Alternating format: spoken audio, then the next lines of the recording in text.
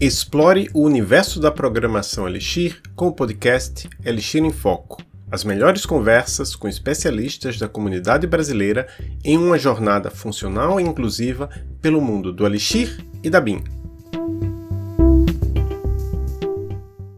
Bem-vindos ao Elixir em Foco, o podcast que mergulha fundo no universo da comunidade brasileira de Elixir. Eu sou Adolfo Neto e hoje temos um episódio bem legal preparado para vocês. Estou aqui com Hermínio Torres. Oi, pessoal. Zoe Peçanha. Olá, alquimistas. A Cristine não pôde vir hoje. E Hermínio, Cristine e Zoe são meus colegas de equipe do podcast Elixir em Foco. Antes da gente começar, eu agradeço, como sempre, a Erlang Ecosystem Foundation, organização sem fins lucrativos que desempenha um papel fundamental no avanço das tecnologias baseadas na BIM, o que inclui Erlang e Elixir.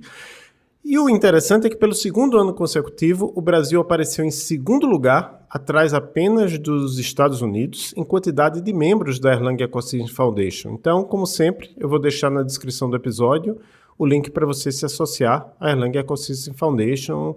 E a associação básica é gratuita, mas você também pode ser um membro pagante. E se você está numa empresa que usa Elixir, é interessante que a empresa também se associe. Hoje temos uma convidada especial que traz consigo uma bagagem grande no mundo do desenvolvimento de software, com expertise em Ruby, TypeScript, Ruby on Rails e paixão por Elixir. Ela é Senior Front-End Developer na Eclipse Works e está envolvida na comunidade Heart Devs. Exploraremos neste episódio aspectos significativos relacionados à trajetória dela, a colaboração na comunidade e, é claro, as suas recentes contribuições no universo Elixir. Seja bem-vinda ao podcast Sherry Ramatis. É interessante porque quando eu falo Sherry eu penso em inglês quase, mas aí o Ramatis é Ramatis, né? Sherry Ramatis. É uma mistura de localidades. Certo. Obrigado por ter aceito o nosso convite. Você quer complementar algo nessa sua apresentação? Não, é isso mesmo. Além disso, eu tenho 3 filhinhas aqui na minha casa e sou apaixonada por vinho e terminal e coisas muito específicas de TI. Certo. Então você está aqui principalmente, claro, você já fez muitas coisas, mas os seus posts recentes sobre Elixir em inglês, né, que chamaram nossa atenção e a atenção da comunidade, né, foram destacados em algumas das newsletters, né, da comunidade de Elixir. Elixir tem várias newsletters, a gente até já entrevistou o criador de um delas, que é o Hugo, né, o Hugo Baraúna, quando a gente falou aqui sobre a Elixir Radar. Não lembro se um post seu chegou a estar na Elixir Radar, mas se não tiver, depois tem que... Próximo que você escrever sobre a Elixir, manda para o Hugo que ele coloca lá. Qual foi a sua motivação para escrever sobre Elixir? Bom, na verdade, assim, a comunidade Ruby, ela sempre esteve muito próxima da comunidade Elixir, né? Principalmente porque o José Valim, ele sai do Rails, né? Então, sempre quando eu estava vendo conferências e conversando com pessoas rubistas, Elixir vinha no papo, principalmente por conceitos de linguagem funcional e tudo mais. Mas principalmente a minha vontade de escrever sobre, a minha vontade de produzir conteúdo, veio quando eu estava planejando um artigo sobre Ruby, na verdade, que foi o primeiro que eu introduzi Elixir no assunto, foi sobre REPL, desenvolvimento orientado a REPL, que, enfim, é um conceito que vem ali do Lisp, que o Ruby abraçou bastante com algumas ferramentas de REPL, e que o Elixir também complementa bastante, e foi justamente nesse momento que eu comecei a olhar mais para a linguagem e para o ecossistema com carinho, e boa parte daquele artigo foi sobre Elixir, e depois, quando terminei esse artigo, gostei bastante da linguagem, do ecossistema, continuei escrevendo, e aí eu fiz mais uma sessão foi sobre processos, que eu fiz mais 3 artigos só sobre Elixir, e continuo estudando até hoje, eu gosto bastante do ecossistema no geral. Muito bom. Lembro que você falou do ecossistema, o que te chama a atenção, assim, em comparação com o ecossistema de Ruby, que também é muito rico, né? Também, principalmente foi como ele aplica conceitos simples de linguagem funcional. Tipo, eu já conhecia a linguagem funcional pela comunidade mesmo, então eu conhecia bastante por Haskell, por OCaml e tudo mais. Só que quando eu cheguei em Elixir, e principalmente quando eu vi algumas libs como NX para Machine Learning, e algumas outras, e principalmente como Phoenix também aplica esses conceitos, esses conceitos de linguagens funcionais que eram muito mais complicados clicaram um pouquinho mais na minha cabeça de MVP orientado a objeto direto, assim. E, obviamente, o desenvolvimento orientado a REPL também foi algo muito legal na experiência do ecossistema do Elixir. E essas coisas, de maneira geral, tipo, eu diria que Elixir, ele coloca conceitos muito complexos de maneira muito simples e diretas. Então, tipo, essa filosofia me atraiu bastante para o ecossistema. Boa. Realmente, isso faz sentido. Inclusive, por curiosidade, eu acho que eu não cheguei a usar desenvolvimento orientado ao REPL. Eu lembro de uma palestra que teve no Elixir Brasil, eu acho, se não me engano.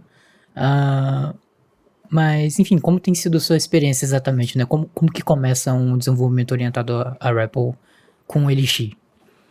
Você sempre vai começar na camada mais próxima de... A camada mais próxima de fazer algo. Pode ser a regra de negócio, mas também pode ser qualquer camada onde você precisa interagir diretamente com seus providers e realmente resolver um problema. Então, tipo, a parte legal do REPL, inclusive a galera do Lisp já vai fazer isso, né? Que é você vai desenvolver a função que vai fazer o problema. Então ele vai interagir com as coisas e tudo mais. E como o REPL, ele essencialmente é um ambiente vivo da sua aplicação, você consegue simplesmente executar aquela função. Você não precisa escrever nenhuma ponte de HTTP, você não precisa escrever testes, você não precisa escrever. Então você sempre tem essa continuidade do seu desenvolvimento até o momento em que você terminou o teu módulo, terminou a tua função, e aí sim, ok, você vai escrever teus providers de HTTP, você vai escrever seus testes e tudo mais. Só que até você chegar lá, você já testou totalmente seu service. Sim, você foi testando ali manualmente, né, o comportamento de fato de cada parte do módulo, né? Muito bom. Bom, como foi o tema de um dos seus textos, de alguns dos seus artigos, você poderia nos explicar um pouco mais sobre como você gerencia esse estado entre vários processos em Elixir e a importância dos generic servers, né, o Gen Server, e os supervisores nesse contexto?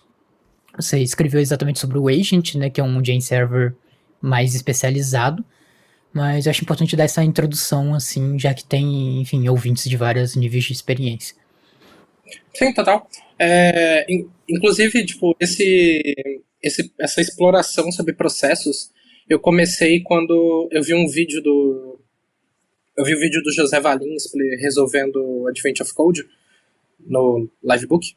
E ele fez um exemplo muito legal, em que ele fez um loop infinito em Elixir que não travava. E aí eu buguei um pouquinho, né? Não entendia muito bem o porquê que isso rolava, por que você faz um loop infinito e a tua máquina não estoura, né? No Ruby acontece isso, no JavaScript também. Então, aí eu comecei a entender bastante sobre processos, em que como o Ruby tudo é um processo, e que execução de uma função é um processo, basicamente, né? Tudo roda de maneira separada dentro da máquina virtual. E esses processos de Gen Server e essas abstrações, na verdade, de servidores, elas vão juntar justamente para a gente conseguir, a partir daquelas funções muito bases do Elixir de spawn, né, para você fazer um spawn de um processo, fazer comunicação de mensagens dentro desse processo, a gente consegue ter essa abstração acima e manter um processo sempre rodando, mandando mensagens, recebendo mensagens com essa técnica de mailbox. Então, o agent ele vai atuar ali como uma abstração ali do... Não sei exatamente se eu posso falar que ele é uma abstração da Sync Await, mas pelo menos quando eu estava estudando, foi muito o que eu pensei, né? Tipo, eu consigo executar processos assíncronos, né? Então, você consegue spawnar um processo e ter controle sobre aquele processo, né? E outras abstrações, por exemplo, como Gen Server e Supervisor, vai atuar principalmente ali para aquela filosofia do Let It Crash, né? Então, como tudo está rodando num processo separado, você pode matar aquele processo e aplicar estratégias específicas para fazer restart daquele processo. Então, basicamente, quando eu comecei a ler isso, era tipo todos aqueles conceitos que eu estava estudando sobre microserviços, sobre você fazer tudo separado. Falei, nossa, legal, a VM já tem isso. Eu não preciso de Kubernetes. Sim. É, tipo isso. Em alguns casos. Um caso interessante também, eu tenho tentado explorar um pouco mais essa parte do OTP, né? O Open Telecom Platform, que basicamente é o Erlang. E no projeto atual eu basicamente tenho feito tipo um armazenamento em disco com o DETS, que é basicamente um armazenamento em disco de chave-valor do Erlang. E aí, como eu tava com um projeto que vão ter algumas aplicações diferentes, eu tava meio que com preguiça de configurar o banco de dados em todos, em todos eles. Eu falei, vou fazer um serviço só, que funciona como um armazenamento. Não é nada muito crítico, então tudo bem. E aí eu vou conectando essas aplicações e assim, é muito simples o quanto você consegue construir uma coisa robusta. E enfim, que consegue ali atender uma quantidade massiva de requisições de forma simples, né? De forma bem simples, na verdade. Totalmente. Você tem uma. Parece muito que, tipo assim, você não tá codando pensando que você vai ter uma infraestrutura por trás.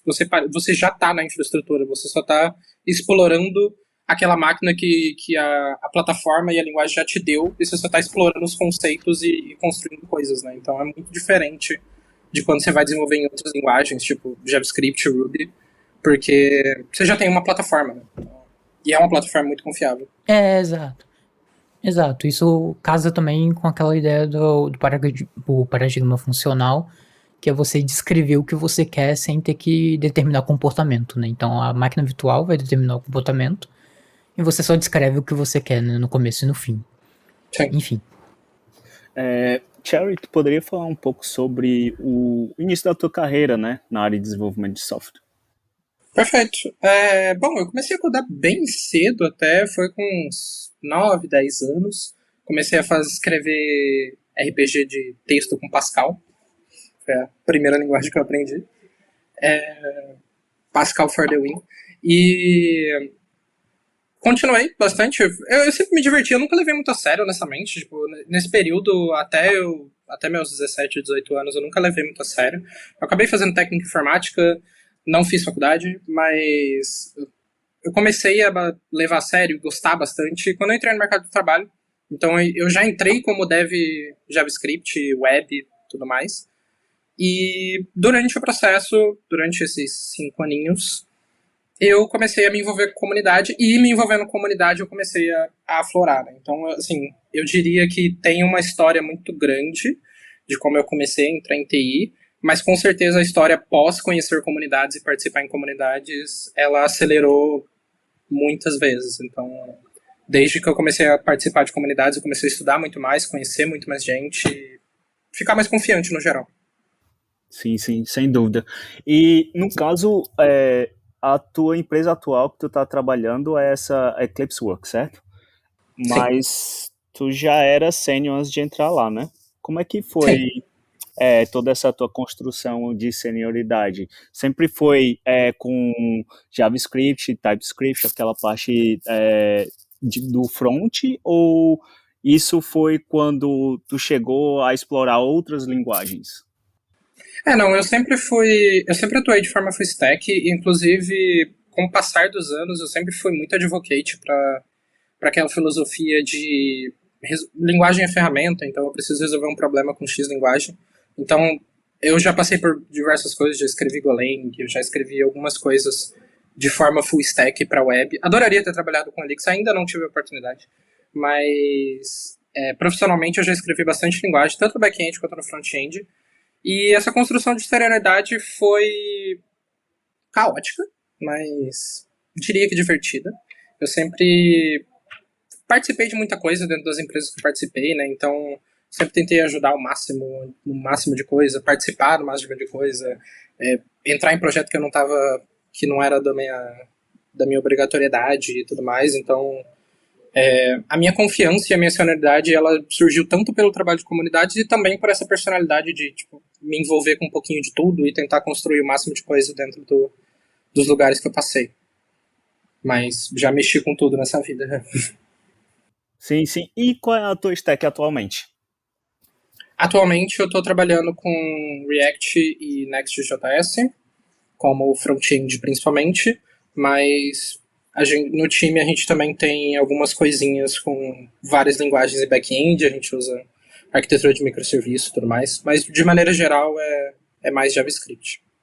Certo. E aí você já falou um pouco, mas queria que você comentasse um pouco mais sobre essa questão das suas experiências com Ruby, Ruby on Rails, TypeScript. Você coloca lá no seu LinkedIn, né, TypeScript. Você trabalhou também com TypeScript.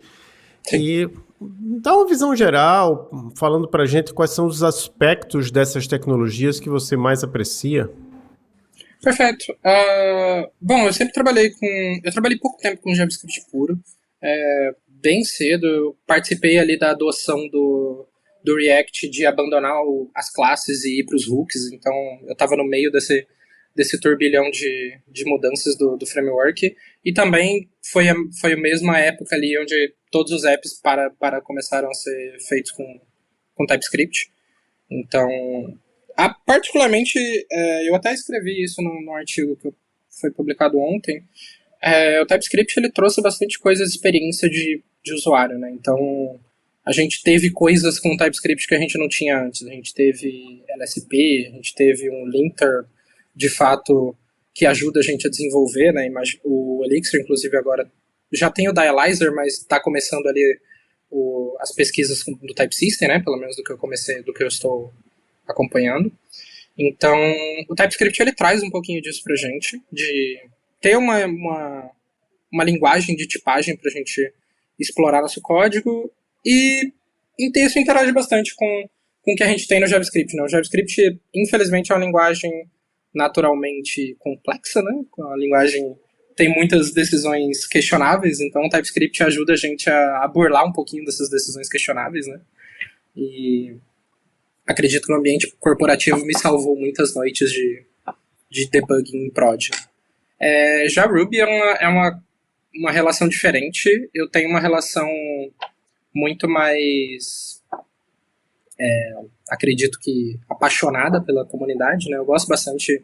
Foi tipo uma das primeiras linguagens que eu realmente me interessei pela estrutura. Principalmente, eu lembro de ter lido uma frase sobre o Ruby do Mats, que é o criador da linguagem, né? O Mats Yukihiro, que ele falava que o Ruby é como um corpo humano, né? Então, por fora ele é bonito e simples, mas quanto mais você vai no seu interior, mais complexo fica, né? Então, é uma linguagem que esconde bem a sua complexidade e expõe bem a sua complexidade à medida que você quer vê-la, né? Então, Ruby e Ruby on Rails eu sempre usei bastante para freelas, eu sempre usei bastante para projetos pessoais, e eu sempre tentei ficar perto ali da comunidade, porque eu gosto bastante de como a linguagem oferece situações para a gente resolver problemas da web.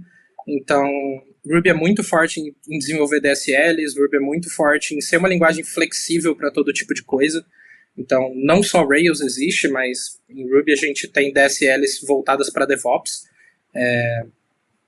Tem uma chamada Cookbook, que é literalmente uma DSL para definir estruturas de DevOps ali no modelo Terraform. Então, a linguagem ela atua como quase uma meta-linguagem para criar domínios, né? Então, eu gosto bastante desse aspecto, e eu acho que as duas linguagens elas se antagonizam, mas se complementam bem também ao longo da minha experiência, na minha cabecinha.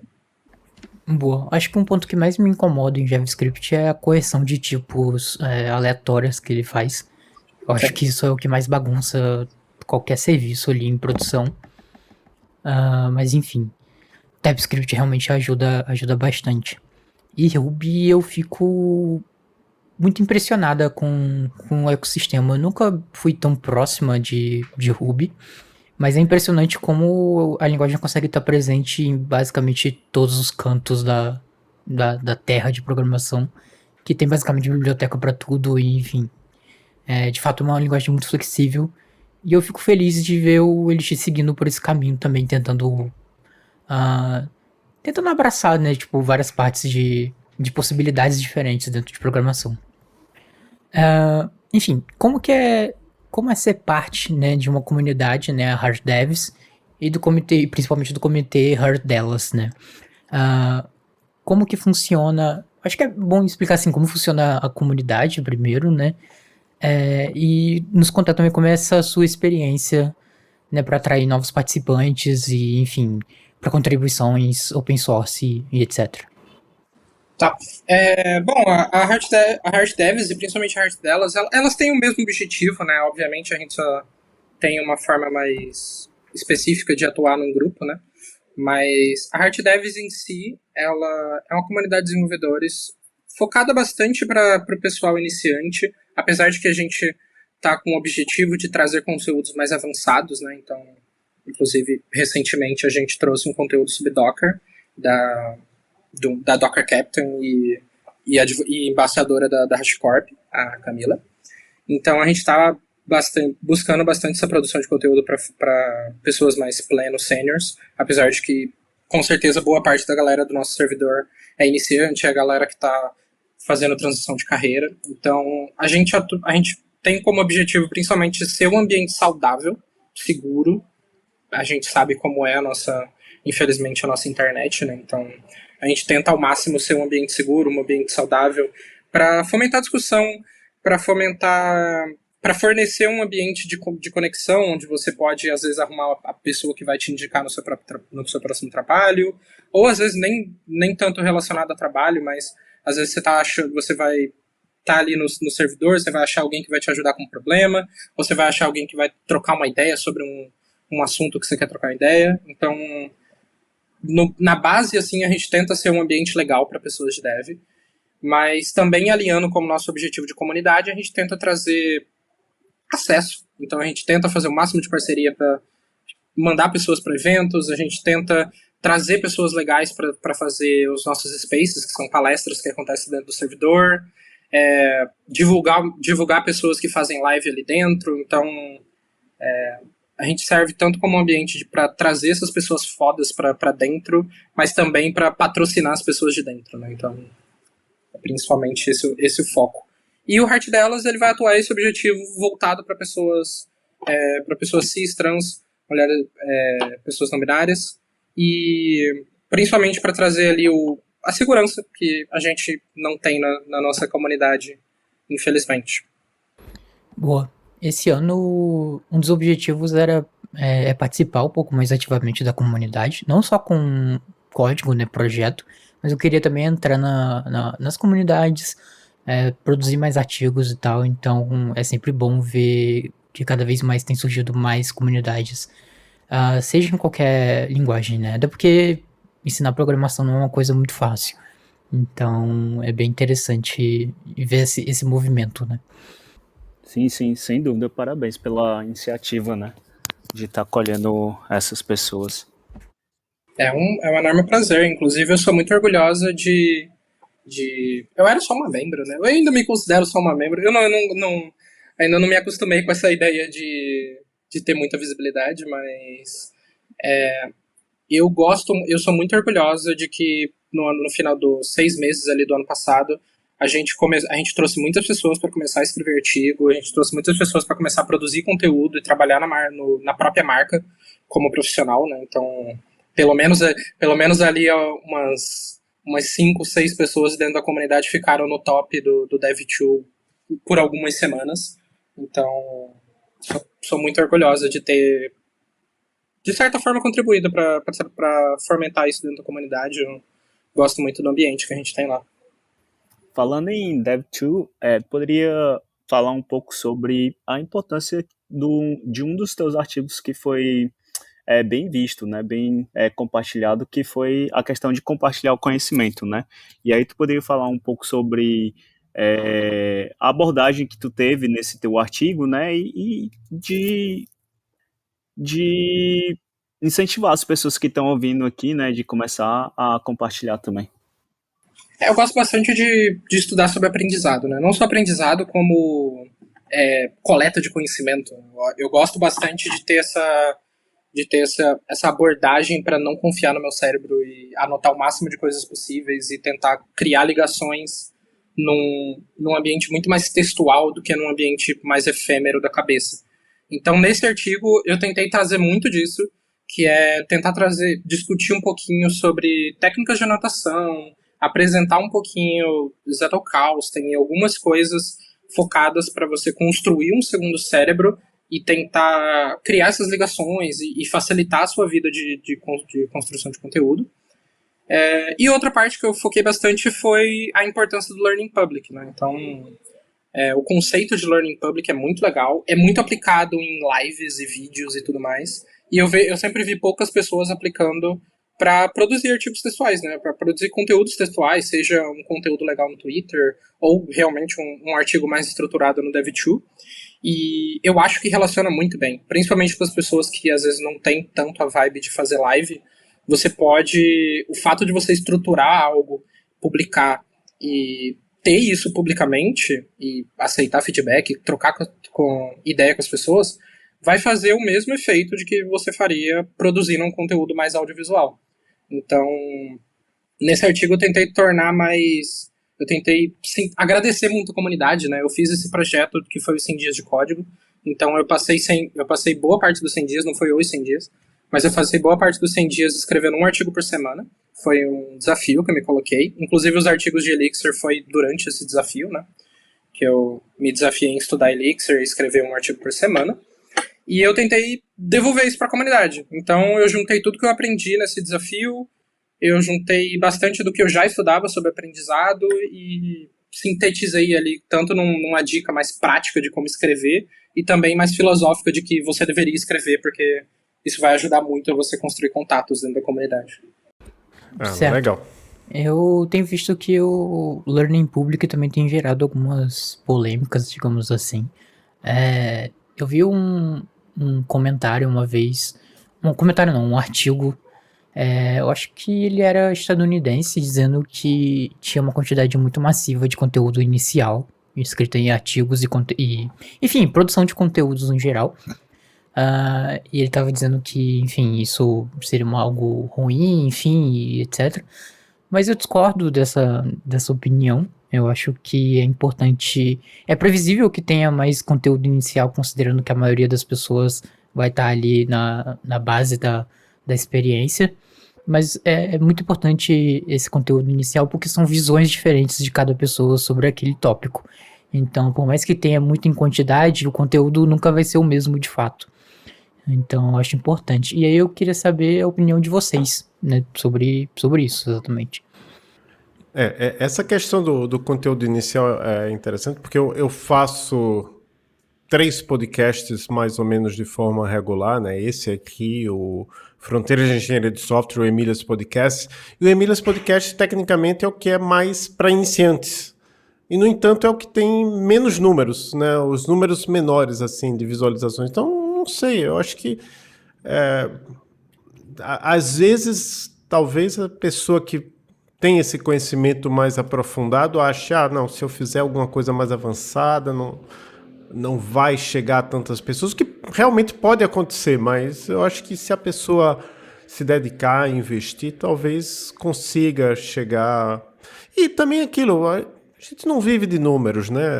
Por exemplo, nesse caso desse podcast, se tiver 10 pessoas que escutem achando legal, tá bom. Não precisa ser 1.000 pessoas, 2.000 pessoas. A gente está fazendo aqui porque a gente está querendo compartilhar o conhecimento. Então, tem várias possibilidades de você contribuir com a comunidade. Eu acho que tem alguns pontos em relação a isso. Um é bom para você treinar e estruturar o seu conhecimento, né? A coisa que você está aprendendo ali, né? Independente se você vai estar compartilhando ou não, claro que acaba envolvendo, né, o fim, né, de estar compartilhando conhecimento, mas o que eu acho também é que você consumir o mesmo conteúdo de diferentes formas que as pessoas têm de aprender e de explicar aquele assunto, volta e meia você vai pegar algumas coisas que você não pegou em várias outras leituras sobre o mesmo assunto, né? Então, eu acho que você, quer queira, quer não, você sempre vai estar aprendendo alguma coisa, né? Eu acho que isso é bastante naquela relação de produzir, de ler, tanto consumir quanto produzir, mas consumir conteúdo de forma mais lúdica, de forma mais leve, Principalmente quando a gente fala que a gente vive num momento onde todo mundo está procurando por número, todo mundo quer métrica de tudo. E eu acho que a gente ter essas múltiplas visões sobre o mesmo assunto, principalmente de pessoas iniciantes, né? Eu acho que quando a gente tem, quanto mais a gente vai para a senioridade, menos coisas sobre assuntos específicos vai ter, principalmente porque, até pelo que o Adolfo falou, às vezes a pessoa mais avançada tem medo de escrever algo que já foi escrito, né? Mas as pessoas iniciantes, elas têm bastante sobre o mesmo assunto, eu acho muito importante, principalmente porque nem sempre eu tô procurando aquilo porque aquilo tem muito número, porque aquilo vai resolver um problema, e sempre que eu gosto de ler sobre tecnologia, eu acho legal, é um hobby lúdico para mim. E falando sobre produção de conteúdo, eu gosto bastante de produzir porque pessoas gostam muito de ler. Eu com certeza adoro conhecer pessoas e participar da comunidade. Eu adoro saber que pessoas gostam do que eu escrevo. Mas principalmente eu comecei e eu espero continuar a escrever por mim mesma, para resolver problemas que eu tive ou para simplesmente escrever sobre coisas que eu acho legal. Tem uma moça que eu gosto bastante, que é a Cassidy, que ela fazia parte do time do React e tudo mais, e ela tweetou, acho que foi ano passado, ela tweetou sobre um problema que ela escreveu há anos atrás, ela pesquisou no Google e ela achou o próprio artigo dela respondendo a pergunta que ela tinha. Então, essa filosofia eu gosto bastante, então o máximo de coisas que eu puder compartilhar sobre minhas descobertas, sobre minhas curiosidades eu vou, porque quem sabe, se ninguém lê o que eu vou escrever, a Sherry do futuro provavelmente vai, né? Então, tá tranquilo. Eu li em algum lugar. Total. Eu li em algum lugar, ou vi em algum lugar, nem lembro, mas que assim, os jovens, né, os mais jovens que a gente é jovem, mas não, menos jovem, pesquisam coisas no TikTok. Né? Então fica aí, se você está nos escutando aqui e é bem jovem e gosta de TikTok, você pode...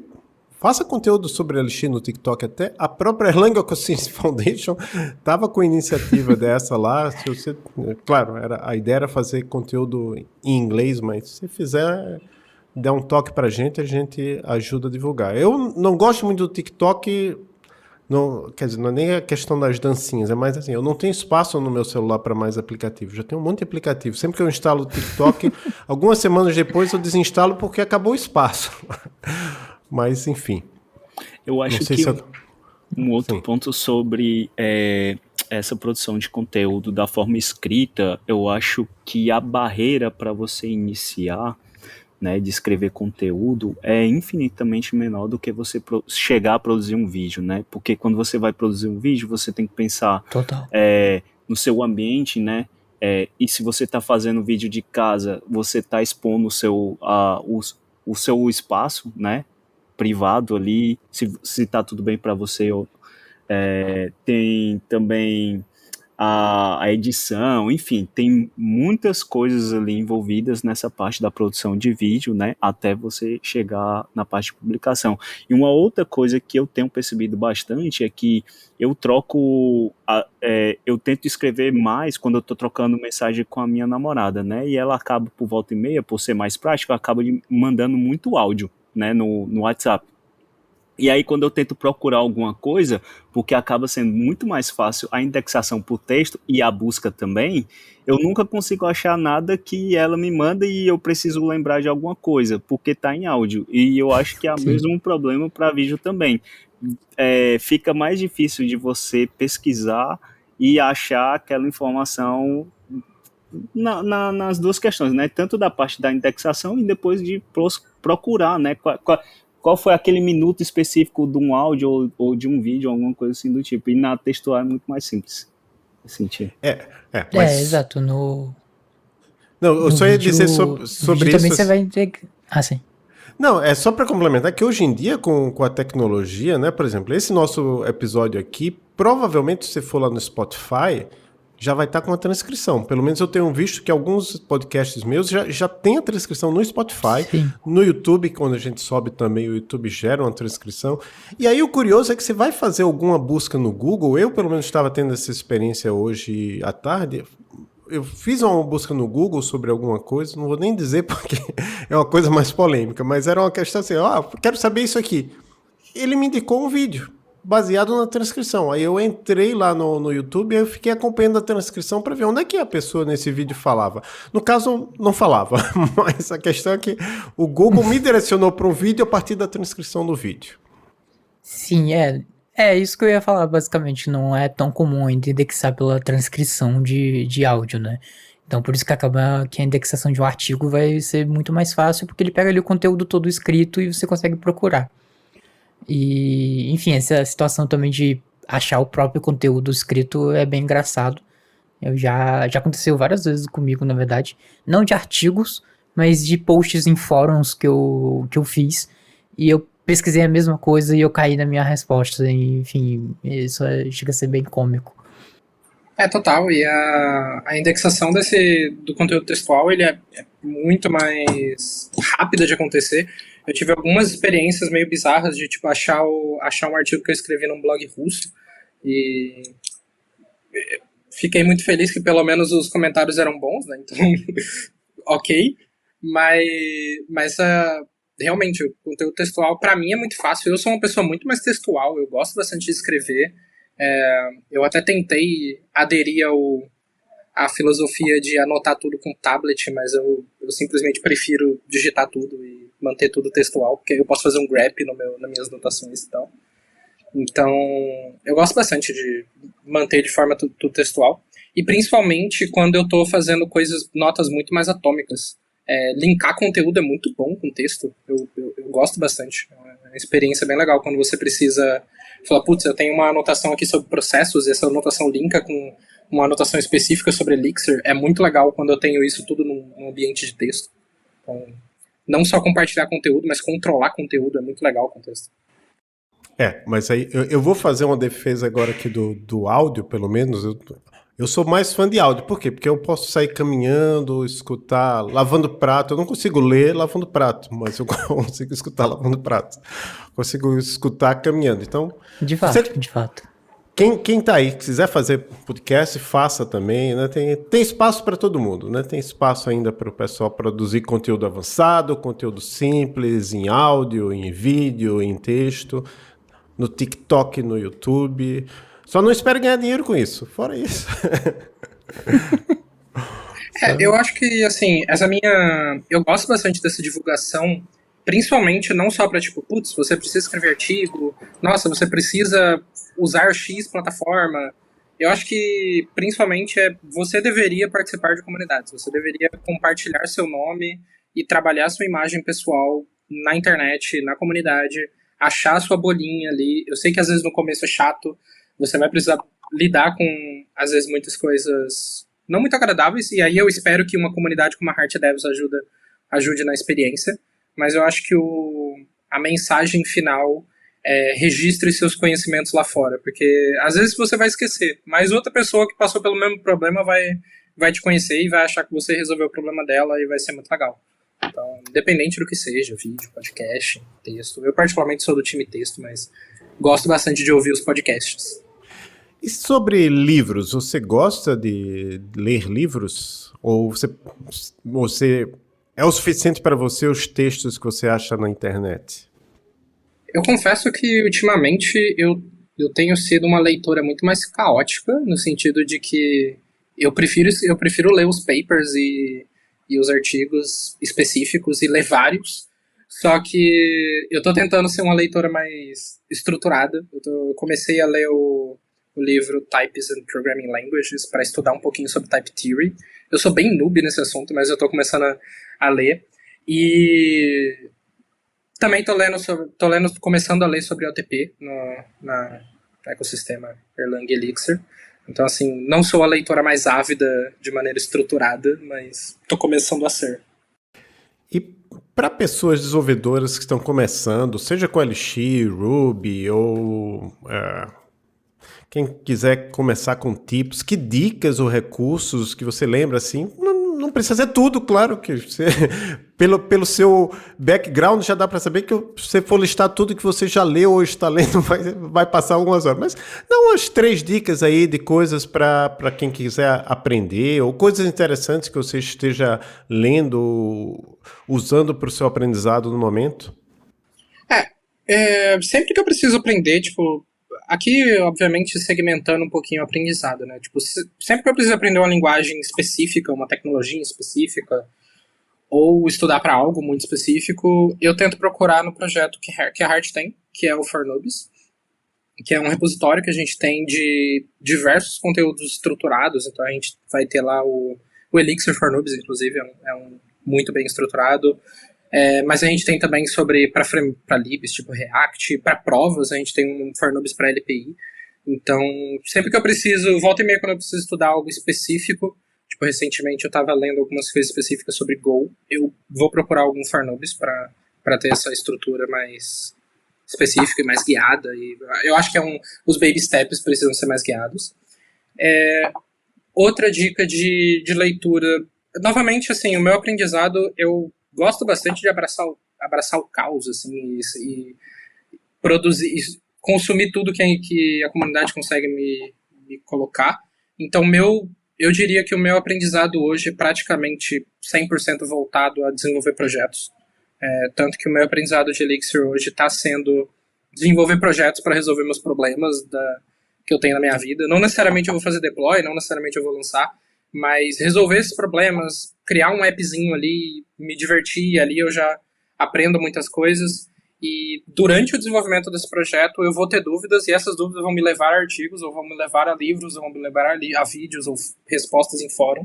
E o meu aprendizado vai sendo guiado a partir dos problemas que eu tenho do meu projeto. Não o contrário. Eu vejo que principalmente pessoas iniciantes, tentam resolver as dúvidas para depois fazer projeto. Eu acho que deveria ser o contrário. Você faz o projeto, você tem as dúvidas no projeto e você resolve as dúvidas durante o seu projeto. Então, sempre que eu preciso aprender uma tecnologia nova hoje, eu sigo esse método e, pelo menos para mim, funciona muito bem. E quem quer fazer parte da comunidade faz o quê? Bom, a gente tem obviamente eu deixo o link, mas nosso cluster principal é no Discord, onde a dica que eu daria para começar a participar seria vir para as reuniões que a gente tem. Toda semana a gente tem a reunião semanal, segunda-feira, às 10 da noite, onde a gente coloca as novidades ali da comunidade, a gente apresenta, às vezes, alguma parceria, algum evento que está vindo, ou às vezes só coleta sugestões mesmo com a comunidade. É um momento ali para entender o que aconteceu da semana, trazer novidades e ter um pouco mais desse crescimento junto, né? A gente também tem reuniões específicas do Heart delas, que normalmente são quinzenais. Agora a gente ainda está passando por um projeto, a gente está passando por um planejamento para voltar aqui com um ano. Ainda não voltamos, mas normalmente é quinzenais. E além disso, obviamente, a gente tem nosso cluster ali de pessoas que participam da comunidade, que fazem live. Então, eu diria que o nosso ambiente principal ali é no Discord, né, para participar da Heart. Só que a gente tem N pessoas que representam a gente fora da Heart, tanto em eventos presenciais, inclusive a gente tem um cluster hoje em Votuporanga, que acontece meetups ali com o pessoal da Heart. Já teve bastante talk ali sobre Elixir, sobre Clojure, e rola bastante coisa. Então, a gente tenta, eu diria que a forma de participar da comunidade é achar a gente em vários lugares, a partir do Discord. Maravilha, Sherry. Muito obrigado por participar do Elixir em Foco. Você quer deixar uma mensagem final para a comunidade brasileira ou falante de português do Elixir? Com certeza. É uma comunidade que está me abraçando muito ultimamente. Eu tive conversas muito legais, tanto brasileira quanto internacional, e eu sinto bastante o que eu estou sentindo com a comunidade de Elixir é o que eu sentia bastante com a comunidade de Ruby, principalmente no auge, quando a gente estava ali no 2015, 2016. Então, quero participar bastante esse ano. Eu tenho bastante projeto para Elixir, para projeto para programação funcional, e espero contribuir bastante para a comunidade. Muito legal. Então, um grande abraço, Sherry, para o pessoal que está nos escutando. Esse é o nosso primeiro episódio gravado em 2024. Esperamos continuar gravando vários episódios. Quem sabe até nós todos aqui e todos as pessoas que estão nos escutando, nos encontremos, quem sabe, em algum evento presencial que aconteça, algum meetup, algum evento, alguma conferência nacional, como já aconteceu ano passado, né, Elixir Fortaleza. Quem sabe em 2024 a gente repete a dose, talvez até mais do que uma. Então, para todas essas pessoas que estão nos escutando, até o próximo episódio do Elixir em Foco.